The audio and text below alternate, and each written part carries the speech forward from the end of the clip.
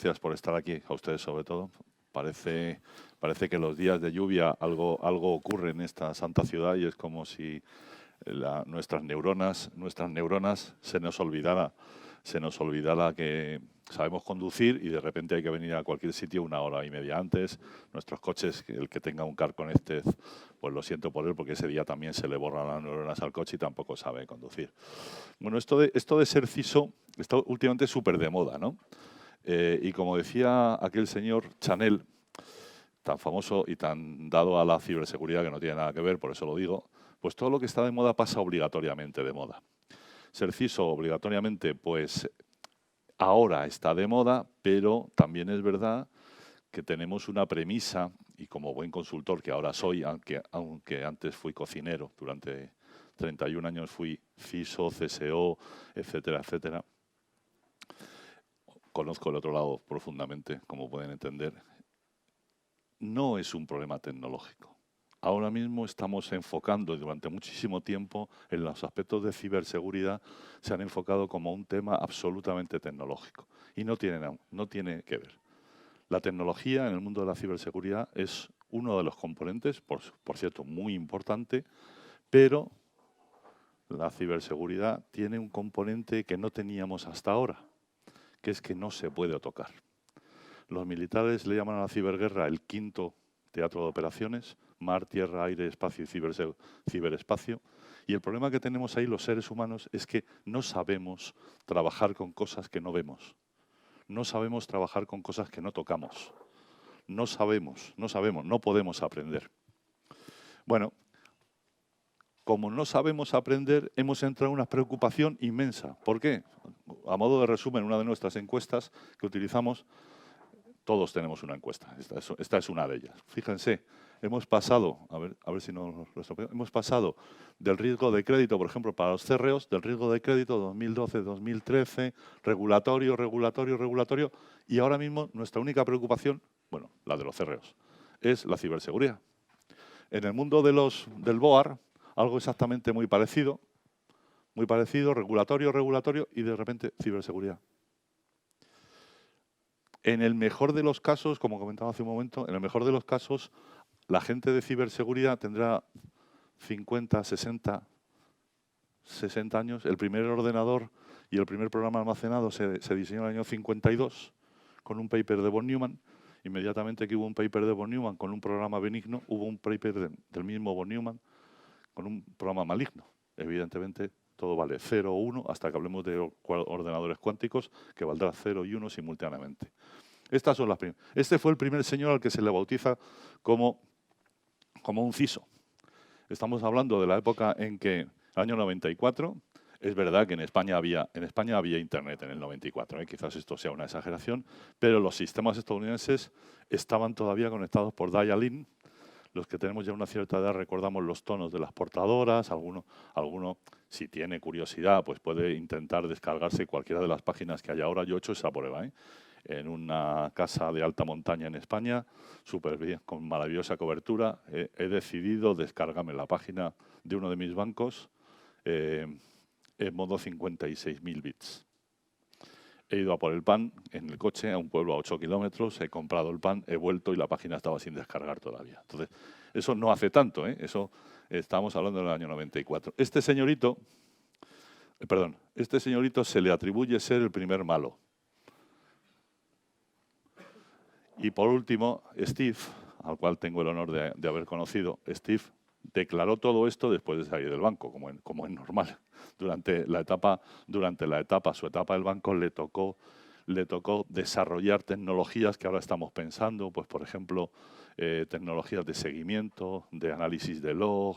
Ellos les tocaba analizar las entradas de los teléfonos mano a mano, porque estos señoritos tenían cómplices en prácticamente todos los países del mundo. A Levin le pillaron directamente por intentar sacar dinero en Israel y su mujer en Argentina. Un poco la evolución de cómo hemos ido evolucionando, cómo han ido evolucionando la historia de los CISOs.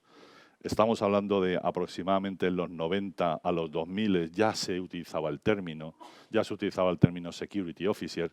Previamente a los 90 había, no es que aquello fuese selva, que no se necesitaban contraseñas para prácticamente nada. Podías pasearte por cualquier empresa del mundo o por cualquier banco del mundo y las contraseñas o estaban en el propio teclado, o estaban en la tecla F12, o en la tecla F1, o había centros de proceso de datos donde sencillamente la máquina no se levantaba. Seguro que ustedes han oído hablar de un término de IBM, los que estén más técnicamente hablando de RACF. Es que las máquinas venían sin seguridad. De hecho, podías comprarte un mainframe de la época. En este mismo edificio, por aquella época, en este mismo había una máquina, un mainframe de una compañía aérea en este mismo sótano, y no tenían seguridad porque no hacía falta, porque estaban en búnker. Había que pasar unos muros de hormigón bastante espesos, había que ponerse una bata, había que colgarse cositas así, pareciendo. Bueno, a partir del 2000 ya empezamos a tener difusión del rol, empezamos a trabajar con regulación, empiezan a aparecer las primeras regulaciones, etcétera, etcétera. La función todavía en esta época, el CISO, y aquí el CISO tiene que ir a pedir que le dejen presentar, a pedir, oye, quiero contarte qué hago. El mundo estaba más centrado en la seguridad física, la seguridad corporativa. Aquí empiezan a aparecer, aquí en el año, concretamente en el año 96, aparece la primera fusión, que es lo que se llama Corporate Security o Digital Security ahora, 20 y tantos años después. Aparece la primera función en la que hay un mando único, con especialistas verticales, pero un mando único que tiene en cuenta todos los aspectos de la seguridad de la información. Nos pasamos al año 2004 al 2008, aquí ya se acuña el término de riesgo tecnológico. Empieza a aparecer ese término que ahora está tan de moda, que hemos rebautizado inmediatamente en ciberseguridad. Evidentemente la ciberseguridad tiene conceptos y tiene partes que no tiene el resto. En el año 2008 ya empezamos a hablar de... Aquí habría un salto cuántico, digamos que entre el 2004 al 2008, en el número de ataques. Estamos hablando todavía, aquí hay gente que no ataca. Los ataques del Estado y interestados son muy, muy escasos. Las operaciones de falsa bandera, etcétera, etcétera, no se utilizan los sistemas informáticos, se utilizan los sistemas tradicionales. O sea, la tecnología no es la base de la operación, sino la tecnología es una aplicabilidad. A partir de 2004 la cosa cambia. Ya hay países súper avanzados que todos tenemos en la cabeza que se dedican a lo que se están dedicando ahora, porque esto es una guerra, como lo dirían los franceses, esto es una guerra económica. Los franceses tienen esto tan claro, la de la guerra económica, que tienen un ministerio, inclusive hay un general que se dedica a la guerra económica. Llegamos al 2008 y donde empezamos, pues aquí, como todas las profesiones, los CISOs y la gente que nos dedicamos a la ciberseguridad, pues tenemos que ir acuñando palabritas que antes, claro, que nadie conozca inicialmente. Aquí aparecen las primeras APTs o amenaza persistente, y una APT no es nada más que un ataque dirigido a una persona. Una persona con suficiente poder que lo que te va a permitir es acceso o a sistemas, o acceso a dinero, o acceso a información. Da igual que tenga mucho poder o poco, puede ser desde un ingeniero de un avión de combate, cosa que ha ocurrido. No, siempre hablo de casos que han ocurrido previamente, por supuesto, y que son públicos, un avión de combate, o sencillamente la persona que deja acceder a la puerta, porque como pasas con cafés, te deja acceder y ya estás dentro. Bueno, las redes sociales, el advenimiento de las redes sociales lo cambia todo. Hasta aquí, pues las redes sociales formábamos parte de ellas, formaban parte de los estudios teóricos. Prácticamente a partir de este momento, no quiero ni imaginar si aquí, pues, aquí ya estaba empezando a aparecer los Cambridge Analytica, el análisis de redes sociales masivos, etcétera, etcétera. Y ahora estamos en esta situación en la que estamos hablando de privacidad por diseño, de privacy by design, seguridad por diseño, y, por supuesto, del Zero Trust.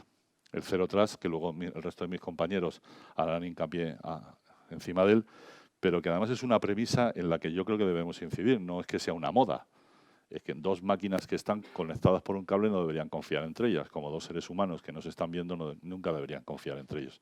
Y ahí uno de los grandes problemas que tiene nuestra ciberseguridad. Bueno, esta es una broma que yo hago, que aprendí de un teniente coronel de la Marina Americana, pero creo que describe correctamente cuál es el entorno de trabajo y el entorno de amenaza de un CISO actual. Eso es un submarino inglés, no cuenta lo que es realmente, pero sí es. El CISO está por aquí, los que están dentro quieren salir, los que están fuera quieren entrar. el entorno es agreste, si él sale de su entorno se va a morir. Va a morir de inanición porque el CISO normalmente no tiene otro entorno de trabajo que no sea su trabajo. Y además, de los que están dentro, al menos un porcentaje muy elevado son insiders. Y están trabajando para los que están aquí enfrente escuchando a este submarino. Históricamente se ha trabajado, sobre todo en seguridad, con técnicas de defensa cuasi medievales. Seguridad perimetral, hoy hemos hecho todos una seguridad perimetral, hemos entrado por la puerta y una vez que entras por la puerta ya, pues ancha es Castilla, que decía siempre mi padre, ¿no? En algún que otro caso te encuentras con una doble barrera, te ponen una tarjetita, y no quiero minimizar los de seguridad, pero haciendo un poquito de ingeniería social, no hay barrera que una vez que has pasado la primera barrera no seas capaz de saltarte. Y este es su entorno de trabajo. Este es el ecosistema donde él vive, más o menos muchas veces está tremendamente aislado o están tremendamente aislados. Es verdad que ellos forman parte. Sin seguridad y sin digital security no puede haber ciberespacio, no puede haber negocios en el mundo en el siglo XXI, porque los seres humanos estamos acostumbrados a hacer un handshake, las máquinas lo llaman handshake, nosotros nos damos las manos, pero como llevamos millones de años primero mirándonos a los ojos, ya no hacemos aquello que hacíamos en el Pleistoceno y posterior, ¿no? De olernos, ya ese tipo de cosas forma parte de nuestro ADN, pero hacemos una relación de confianza en microsegundos. En el mundo digital eso no existe. En el mundo digital ese es el gran problema. Otro de los grandes problemas que tiene el mundo digital y que tienen los CISOs y de ahí todo el entorno es que los seres humanos solamente aprendemos de lo que han hecho otros o aprendemos jugando. Jugar con la tecnología es bastante complicado, siempre tiene malos resultados. Y aprender de otros, pues hay un poema de Goytisolo que viene muy a cuento. Me lo decía mi abuelito, me lo decía mi papá, me lo dijeron muchas veces y lo olvidaba muchas más. Es que aquí no hay abuelito ni hay papá. O sea, los más mayores, y estoy entre ellos tristemente porque tengo muchos años, no voy, o sea, sepa, los más mayores tenemos 50 años de tecnología. No puede haber historia anterior. Ese es el gran problema. A las siguientes generaciones no le podemos transmitir análisis de riesgos. Yo recuerdo que mi madre siempre contaba que su madre le decía, no bajes por la calle de la Montera, por motivos obvios. Estamos hablando de principios del siglo XX, por motivos obvios. Y mi abuela bajaba por la calle de la Montera. Está claro, o sea, si tú le dices a un hijo, no abras una sesión en Facebook, no va a abrir una, va a abrir tres. Una que te dice a ti, otra que te dice a su madre y otra que le dice a sus amigos. Dedícate a seguirle la tercera, pero no la demás. Bueno, algunas de sus preocupaciones actuales, disculpen, está en inglés. ¿Cuáles son sus principales preocupaciones? Yo creo que esta es una de las principales actualmente, junto con esta, la de la transformación cultural, métodos Agile, organizaciones Agile, hay que cambiar la organización. El cambio de costumbres y el cambio de hábitos en los seres humanos, decía Einstein, que es más poderosa que la atracción entre los electrones y los átomos. Cambiar una costumbre es tremendamente difícil. Por mi experiencia, yo recuerdo allá por principios de los 90, cuando grandes emisores de tarjetas llamaban y hacían sondeos a ver si la gente daba sus pines.